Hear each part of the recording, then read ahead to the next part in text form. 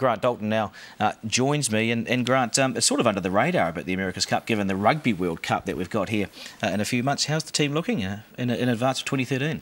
Well, we're working hard and I think in a positive way, but it should be under the radar at the moment because, as you say, the Rugby World Cup is on, and also there's that latent damage that the billionaires did to the Cup over the last few years. So, to me, we want to stay reasonably quiet and let results do the talking when we start racing properly. But I mean, are they looking? You know, are you ahead of the game? I suppose if you're looking at Oracle, it's a sports team. You don't know. No, I mean Oracle's, you know, in good shape for sure.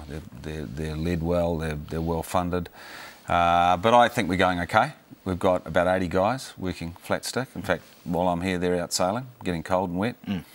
And we've got good technology involved now, which we probably lacked a little bit last time. My mistake. So no, I think we're in pretty good shape. But it's a sport, so you can never be sure of anything. Your mistake. What do you mean? Well, I think that in 07 and we got beaten by Lingy in the final, closest America's Cup ever, but that doesn't really matter for much if you're not on the right end of it. And we're around 10 seconds a leg slower than them. Because you didn't have the best technology. I think that, I mean, you can't put it down to one single thing, but I thought we were sailing pretty well. And I come out of a round the world environment. I mean, yes, technology is important, but you just got to be hard too. So we've tried to, address the things that we thought we needed to improve, and a jump in technology was definitely one of them. And with that technology, I mean, is this now a battle of the best yachties, or is it the best technology wins the AM Cup, the America's Cup in 2013? You go to both. I mean, the fastest racing drivers normally drive the fastest cars. And do well. You can't win without a fast boat. You can't win without a fast car. So you've got to have it all going for you. You've got to have. You're trying to be like 10% better than everybody, and you might actually get on the pace. So I mean, we're comparing it to what, Formula One. Yeah, motor racing. It's not Formula One in terms of budgets and obviously, but it's that level that you've got to be prepared to try and play the game. And have you got the money? Have you got enough money to be the best in the technology, basically? Kiwis will never have as much money as these guys. You just don't, and you do it differently. I mean, if we have to have a money shootout, we'll lose every time. But we do well, and history proves this too, on culture, on camaraderie, on trust, on respect, and all those good Kiwi cultural words that make us great in so many sports around the world. And Emirates Team New Zealand's got that in spades. I mean, that is the heart of the place. Well, we're a harder team now, are we? I mean, have you bought that too? I mean, you don't have to read much about you to know that you're a hard bugger, if I can say that. But have you brought that to the team, have you? Have you crunched some heads together? That's a long time ago. Out of the loss of 203, it needed that. It needed a harder edge. It needed some people to take responsibility. But the guys grow. I mean, some of our guys have been there a while now. Dean Barker, great yachty, intuitive yachty, best there is. Kevin Shoebridge's been with me forever and ever. And they bring it, I sell it, or I sell it to them over years, and then they sell it to the team. So have you made Dean better, have you? Well, Dean's got older and got more mature, and he's an intuitive yachtsman that has to sail. I mean, that's his skill, is sailing, and so that's his role. He sails and leads a sailing team. So you've got to put people in the right place, let them do their jobs, and that's the best thing he can do. I mean, you're talking about his unique strengths and maybe the team's unique strengths. Is it because he's lost and because you've lost a number of times in your career, and because Dean's lost a number of times in his career as a young man, that we're better now? Well, there's a great saying that I use a bit, Michelangelo. He said, he gains much, he learns by losing. And it's really true. And competitive sportsmen and just competitive people, the pain of losing is you just hate it so much, and the euphoria of winning is you just got to have that high all the time of trying to win. And, I instinctively, and he does too, and hate to lose. What is that Kiwi culture that you've got in that team? I mean, you've talked instinctively about the Kiwi culture that runs through this team. We don't have the dough. We don't have all the money in the world. No, it's not we don't have the dough. We have a competitive budget that allows us to compete. You've got to have that much. So what's that culture you're talking about then? A lot of these big teams, and probably in a lot of sports, have a different culture. It's a culture of greed, of selfishness, of looking after number one, of getting what you can out of it. That will never work in a Kiwi team. It never, ever, ever. You've got to be it's all for one and one for all, if you like. And we work really hard on that. We have this saying where we bring the guys together and put together, it's a word actually. Well, it's not a real word, but it means something. The word is PREFT.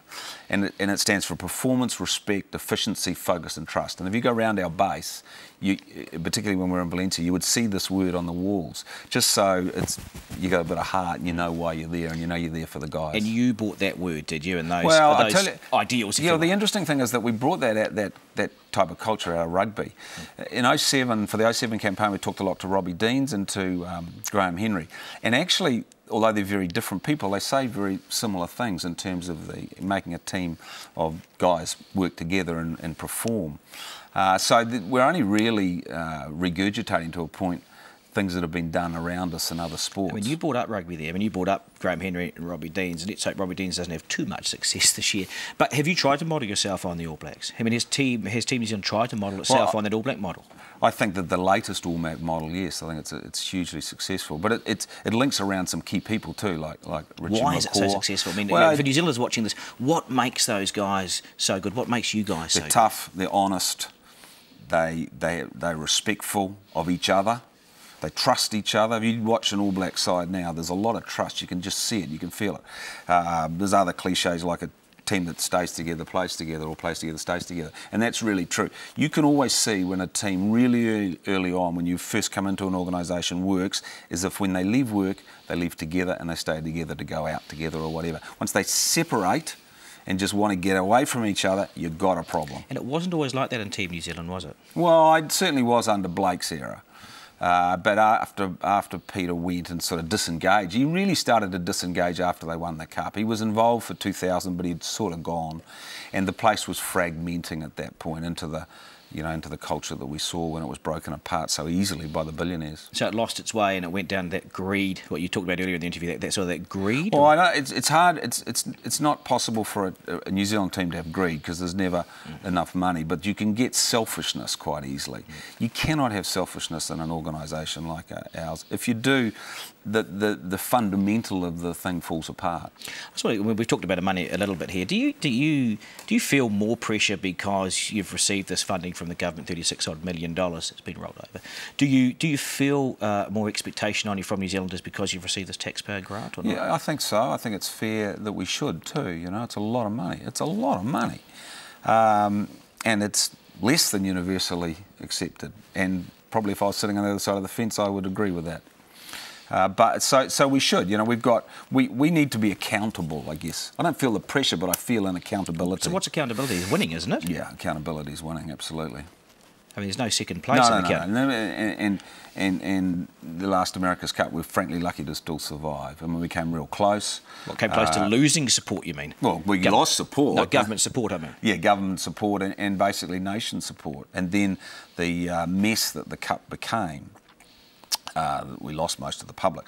But over the years, I mean, we're a brand at the end of the day. I would suggest we're the second biggest sporting brand in the country in an international stage. And we've diversified. We're doing the Volvo Ocean Race, which is a big project for us. That's do you think where New it all Zealanders began. understand that you're that big? I mean, No, I don't. Are you disappointed they don't have that engagement? Well, I think it's up to us to try and, as you said right at the start, we're pretty low key at the moment. There's bigger, you know, there's been the Christchurch earthquake. That's a huge deal for this country. There was Pike River last year. There is the Rugby World Cup. We're a piece of the fabric of the country, but our time is coming. But in elite, well, your time is coming. In elite sport, and you talk about accountability, there is only one result, isn't there? Well, ask the All Blacks that. You know, they've only got one result this year too, and absolutely there is. And the guys know. I mean, as I say, it's Saturday, it's cold, it's midwinter, we're training today. I mean, I leave from here, I go straight on the chase boat and out on the water. Yeah. We're training. I mean, you've got to be one of the most driven sportsmen men in New Zealand. What's your sort of self-discipline done for the team? I mean, you get up at 5 a.m. in the morning. I wish it was only 5 o'clock. Well, 4 o'clock in the morning. This is on your day off. I mean... I don't know. I honestly don't know. They're all, I mean, by nature of sport, we're all fairly self-driven.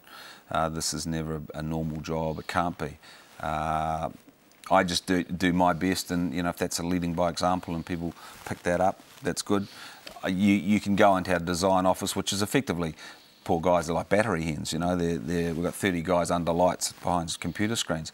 I got in this morning. I got in from training. I was there about 7 o'clock this morning. There was probably 10 of them there already, and they'll still be there late tonight. I mean, it's that a sports team must have that culture within it.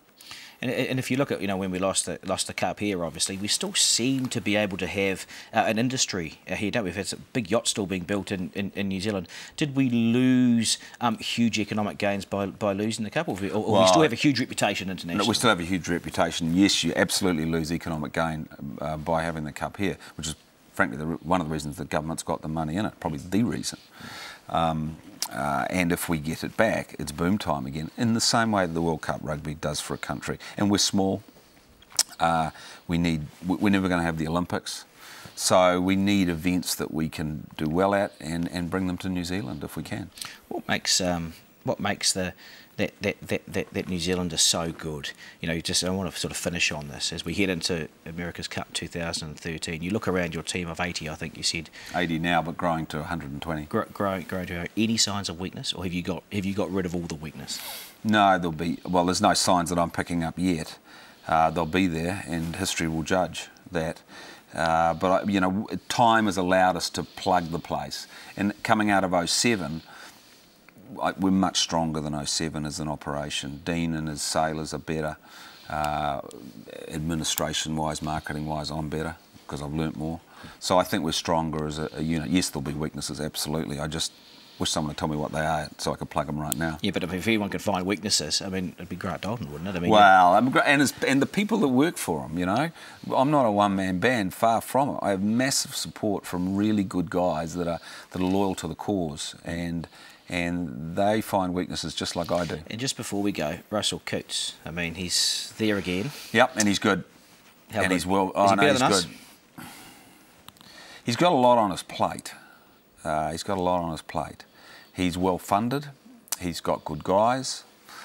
He doesn't have the same guys around him that he used to have, but that's his choice. Is he better than us? He's only one man, and yes, he's good, but he's only one guy, and you never win it by yourself. I think you're saying that he's in a weaker position now, aren't you, than where he was a few years back, because perhaps taking a more solo route got rid of people that made him a strength before? Well, it's hard to know. He's made those choices himself, so I'm sure he doesn't feel that way, and maybe he's not. But he's older. What is his motivation now? What is his motivation? Well, exactly. You know the guy. Well, no, I don't know the guy. I don't know him at all. I've spoken to him 3 times in my life. Right. But you know how he operates, I know he's highly motivated by money. We've seen that. He's certainly not short of it anymore.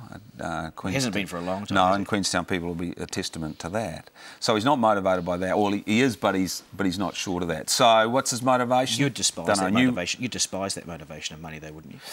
No, I don't despise it. No, of course I don't.